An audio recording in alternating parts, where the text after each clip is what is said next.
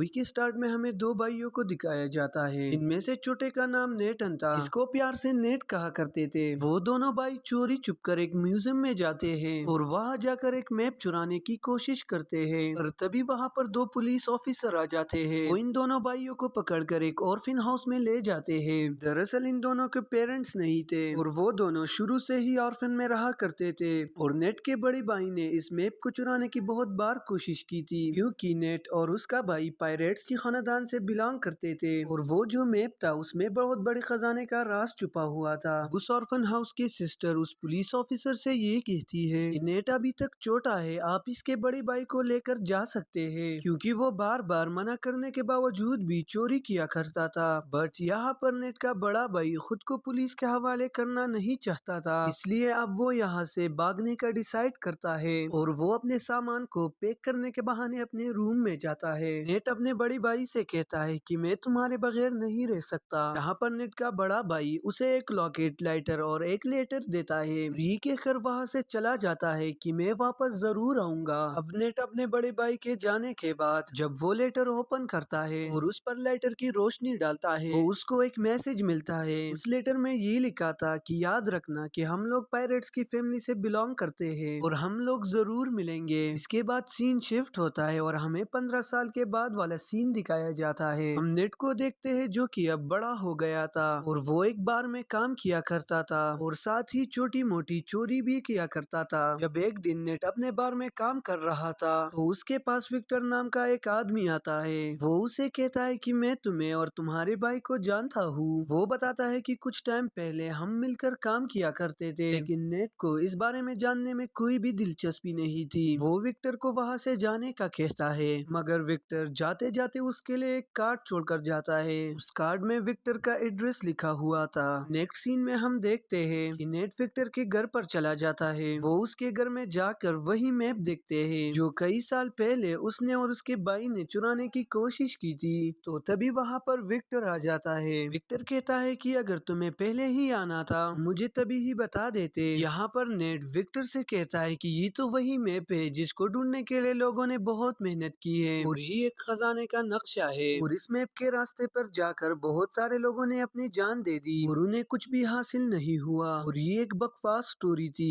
Victor net से कहता है कि ये कोई बकवास स्टोरी नहीं है और मैं जानता हूँ कि तुम्हें और तुम्हारे भाई को इस मैप के बारे में काफी ज्यादा इंफॉर्मेशन है। फिर उसके बाद नेट वहाँ पर विक्टर को एक बुक दिखाता है। उस बुक में वो एक शिप की तस्वीर दिखाता है। ये शिप कोई मामूली शिप नहीं है, बल्कि ये कोई बहुत सी पुरानी शिप है और इसकी कीमत 500 करोड़ है। और तो और इस शिप में बहुत सारा खजाना भी छुपा हुआ है जिसको 18 लोगों ने वहाँ पर छुपाया था। अब जब नेट को उस खजाने के बारे में इतनी ज्यादा इंफॉर्मेशन थी तो विक्टर उसको कैसे जाने दे सकता था और अब वो उसे अपने साथ काम करने की ऑफर करता है, लेकिन नेट उसकी ऑफर को रिजेक्ट करता है। वो विक्टर उससे कहता है कि अगर तुम मेरा साथ दोगे तो तुम्हें तुम्हारा बड़ा भाई भी मिल सकता है। नेट घर जाता है और घर जाकर अपने बड़े भाई की चीजों को देखने लगता है और इसके बाद वो विक्टर के साथ काम करने के लिए एग्री हो जाता है। अगली सुबह हम देखते हैं नेट विक्टर को एक क्रॉस की साइन दिखाता है। वो कहता है ये कोई क्रॉस का साइन नहीं है बल्कि उस खजाने तक पहुंचने की चाबी है, जिस पर विक्टर कहता है इसमें तो एक चाबी मेरे पास है और दूसरी चाबी जल्दी हमें चुरानी होगी। विक्टर नेट को बताता है कि इसके साथ की दूसरी चाबी एक ऑक्शन कंपनी में है और बहुत जल्दी वो उस चाबी को नीलाम करने वाले हैं और जल्दी हमें उस चाबी को वहाँ से चुराना होगा।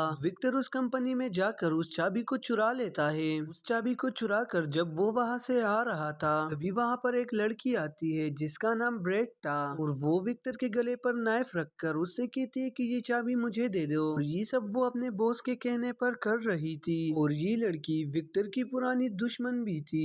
वो दोनों उस चाबी के लिए फाइट कर ही रहे थे तभी वहाँ पर कुछ गार्ड आ जाते हैं। विक्टर उन गार्ड्स का फायदा उठाता है और वहाँ से चाबी लेकर निकलने में कामयाब हो जाता है। अब चाबी लेते ही विक्टर बाहर नेट को लेकर बार्कलोन आ जाता है। वहाँ पर उनको फ्रेजर नाम की एक लड़की मिलती है। फ्रेजर विक्टर को पहले से ही जानती थी मगर वो नेट को नहीं जानती थी। फ्रेजर नेट से पूछती है कि ये कौन है। वो फ्रेजर नेट से कहता है कि ये तो मेरा पुराना दोस्त है। यहाँ पर विक्टर को पता चलता है कि वो दूसरी चाबी विक्टर के पास नहीं है बल्कि फ्रेजर के पास है। वो नेट विक्टर से कहता है कि तुमने मुझसे झूठ क्यों बोला। वो फ्रेजर कहता है कि शायद तुम इसके के बारे में पूरी तरह से नहीं जानते। वो दोनों आपस में बहस कर ही रहे होते हैं। तभी फ्रेजर वहाँ से चाबी लेकर वहाँ से भाग जाती है। नेट फ्रेजर के पीछे भाग रहा था और फ्रेजर आगे आगे थी। फ्रेजर अपने कार में बैठकर वहाँ से निकलने की कोशिश करती है, अगर नेट उसकी गाड़ी के आगे आ जाता है तो वहाँ पर विक्टर भी आ जाता है। वो फ्रेजर से कहता है कि अगर तुम्हें सारा खजाना चाहिए तो ले लो, मगर ये तुम नहीं जानती कि ये चाबी कहाँ और किस वक्त लगेगी, और इन सब के बारे में सिर्फ नेट को ही पता है। ये बात सुनकर फ्रेजर उन दोनों के साथ काम करने के लिए तैयार हो जाती है। नेट उन लोगों से कहता है कि बहुत साल पहले उन 18 लोगों ने उस खजाने को एक चर्च में छुपाया था।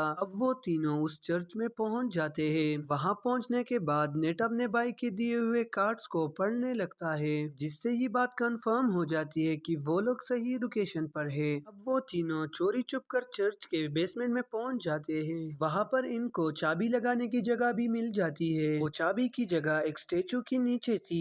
यहाँ पर इन लोगों को ये बात पता नहीं थी कि चाबी को किस साइड पर घुमाना है। विक्टर बुक में पढ़ता है और कहता है दोनों चाबियों को क्लॉकवाइज घुमाना है। ऐसा करते ही उस स्टेचू में से कुछ एरोज निकलने लगते हैं, मगर उन तीनों में से ही किसी को भी कोई नुकसान नहीं होता। इसके बाद दोबारा रिस्क लेते हुए नेट और फ्रेजर चाबियों को एंटी क्लॉकवाइज घुमाते हैं, जिसके बाद स्टेचू के पीछे रास्ता निकल आता है। वो रास्ता एक गुफा से होकर जा रहा था। फिर नेट यहाँ पर विक्टर से कहता है हमें इस रास्ते से गुजर कर एक रास्ते से नहीं बल्कि दो अलग अलग रास्तों से गुजरना होगा। वो कहता है मैं और फ्रेजर एक रास्ते से जाएंगे, तुम अलग रास्ते से जाना। इसके बाद विक्टर और नेट अपने फोन को जीपीएस के साथ कनेक्ट करते हैं। अब नेट और फ्रेजर एक रास्ते से जाते हैं, जबकि विक्टर दूसरे रास्ते से जाता है। उस गुफा के रास्ते से जाते जाते नेट और फ्रेजर एक क्लब में पहुंच जाते हैं। वहाँ पर एक और सीक्रेट रास्ता था जिसके बारे में कोई भी नहीं जानता था। वो लोग इस रास्ते से जाते इससे पहले वहाँ पर कुछ लोग इन पर अटैक कर देते हैं। नेट वहाँ पर उस आदमी को रोकने के लिए फाइट करता है और फ्रेजर उस रास्ते को खोलने की कोशिश करती है। दरवाजे के खोलते ही नेट और फ्रेजर उस रास्ते से भाग जाते हैं। अंदर जाने के बाद अब उन लोगों को तीसरा रास्ता नजर आता है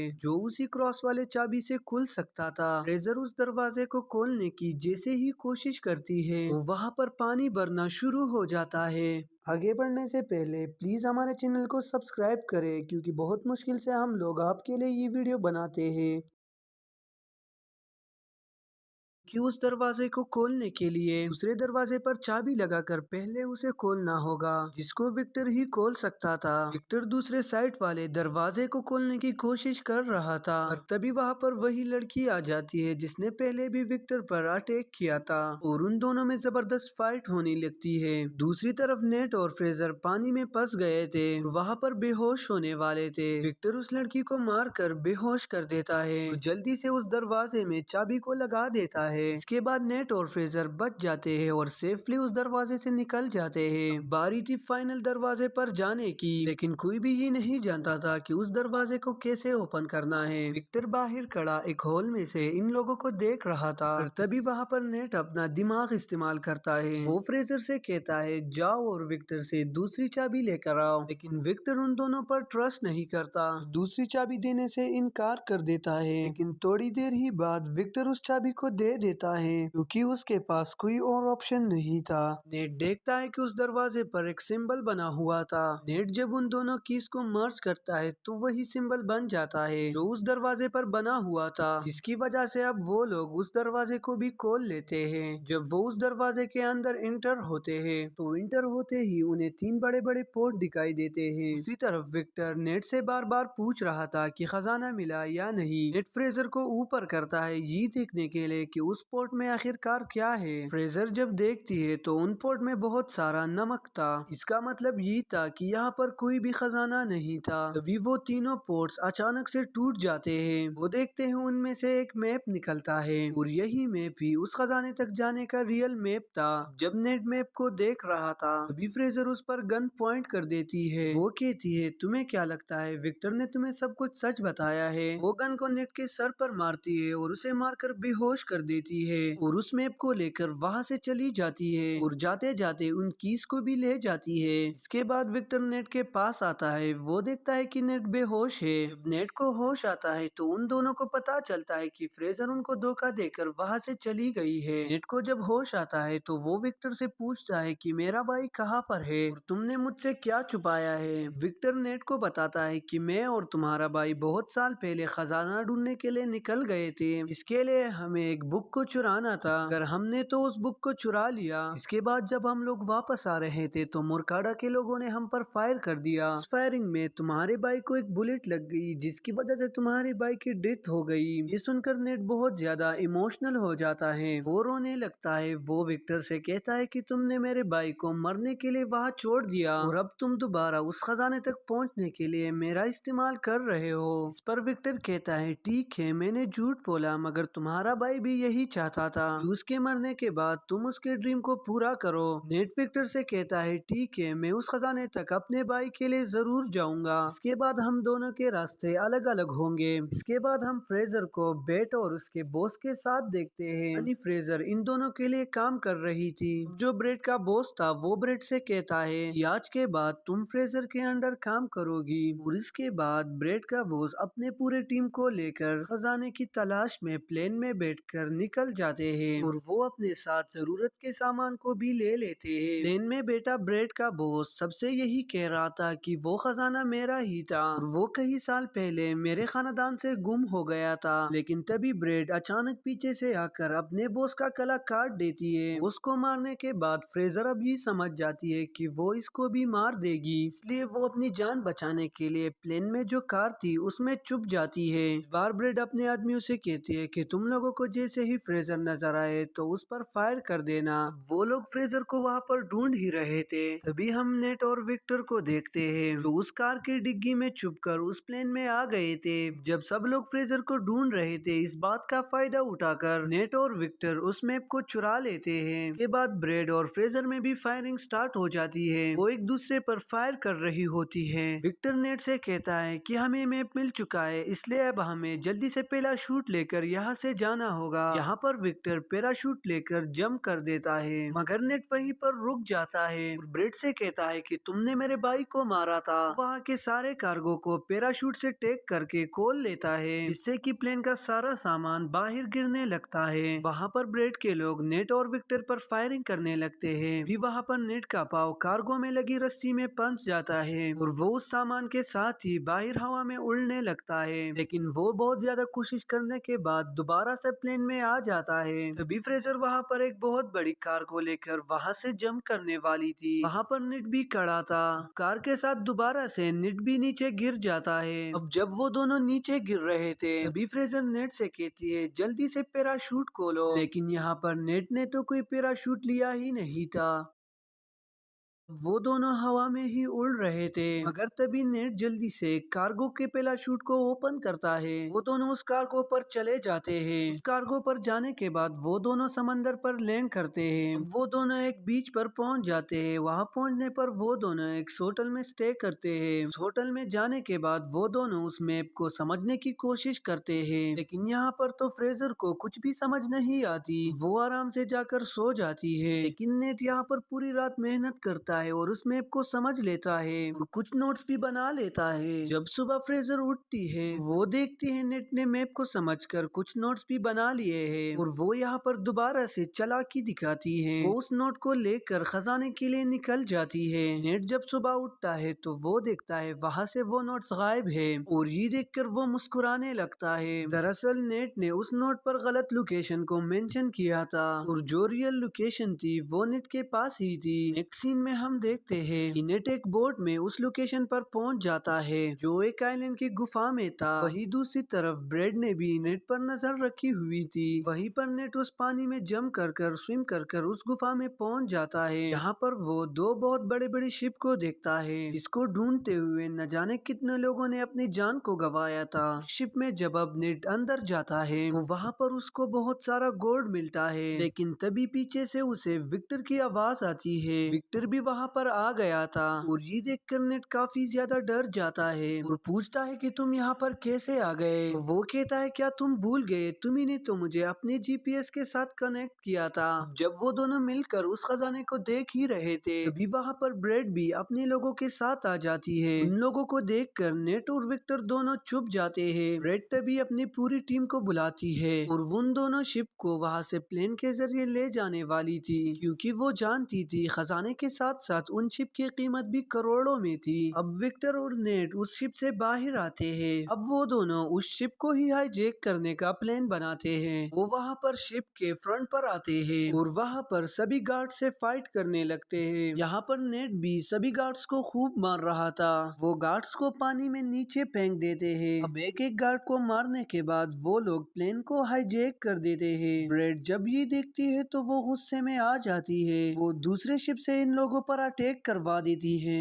विक्टर नेट उन लोगों से बचने के लिए हेलीकॉप्टर को तेजी से उड़ा रहा था, मगर यहाँ पर ब्रेड तो उसके पीछे पड़ गई थी। इसके बाद ब्रेड के लोग नेट के शिप पर आ जाते हैं। वो सभी लोग नेट से फाइट कर रहे थे, मगर तभी ब्रेड सामने से आकर नेट के शिप से टकराने वाली थी। नेट पुराने कैनल से ब्रेड के शिप पर अटैक कर देता है, जिससे उसका हेलीकॉप्टर डिस्ट्रॉय हो जाता है और तभी उसका शिप भी एक पहाड़ी से टकराता है और पूरी तरह से डिस्ट्रॉय हो जाता है। अगर ब्रेड वहाँ से बच जाती है और अब वो नेट के शिप पर जंप करती है। वो नेट से कहती है जो मेरा नहीं हो सकता वो किसी का भी नहीं हो सकता, और इतना कहकर वो शिप के एंकर को समंदर में फेंक देती है, जिस वजह से शिप और हेलीकॉप्टर दोनों आगे बढ़ नहीं पाते और विक्टर का सोने से भरा हुआ बैग भी नीचे गिरने लगता है। वो हेलीकॉप्टर को ऑटो पायलट करके अपने बैग को बचाने जाता है। उधर नीचे शिप में ब्रेड और नेट की आपस में फाइट हो रही थी। नेट अब किसी तरह बचते बचाते उस हेलीकॉप्टर में चढ़ने की कोशिश करता है और उसके पीछे ब्रेड भी आ रही थी। फिर यहाँ पर गोल्ड से भरे हुए बैग को सिक्रिफाइस कर देता है। वो ब्रेड पर देकर मारता है, जिसके बाद ब्रेड पानी में जाकर गिरती है। लेकिन तभी वो शिप जो हेलीकॉप्टर से लटक रही थी उसकी रस्सी भी टूट जाती है। नेट को तो विक्टर किसी तरह से ऊपर खींच लेता है, लेकिन वो पूरी की पूरी शिप ब्रेड के ऊपर गिर जाती है, जिसकी वजह से अब उसकी डेथ हो जाती है। वो शिप वहीं पर टूट कर तैरने लगती है। नेट विक्टर से कहता है कि हम लोग अभी भी ये गोल्ड हासिल कर सकते हैं, लेकिन विक्टर नेट को मना करता है और कहता है अब ये सारा सोना गवर्नमेंट का हो चुका है और वो लोग उसे लेने के लिए आ रहे हैं। इसके बाद विक्टर दुखी होकर हेलीकॉप्टर चलाने लगता है, तो नेट उससे कहता है दुखी मत हो, और फिर वो एक एक कर गोल्ड को अपने पॉकेट से निकालने लगता है। वो दोनों खुशी खुशी जाने लगते हैं। मूवी की लास्ट में हम देखते हैं कि एक मोटर बोट नेट और विक्टर का पीछा कर रही है, कि कोई और नहीं बल्कि फ्रेजर ही थी, और इसी के साथ हमारी कहानी खत्म हो जाती है। प्लीज अगर वीडियो अच्छी लगी हो तो लाइक करें।